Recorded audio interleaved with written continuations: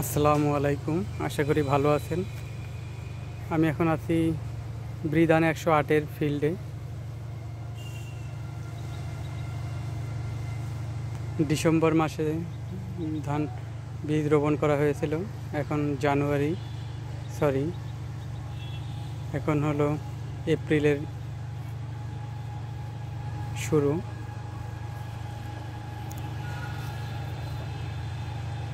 ফলন খুবই ভালো হয়েছে আশা করা যাচ্ছে।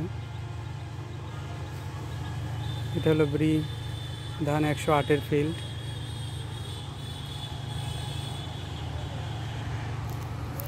খুব সুন্দর ফলন।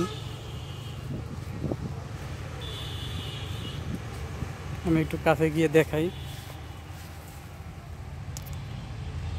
প্রচুর ফলন। বৃদান 108 ভাত খাওয়ার জন্য খুব ভালো চাল।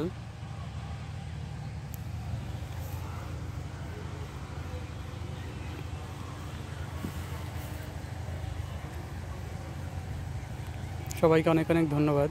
চ্যানেলটি সাবস্ক্রাইব করে লাইক দিয়ে পাশে থাকবেন। আল্লাহ হাফেজ।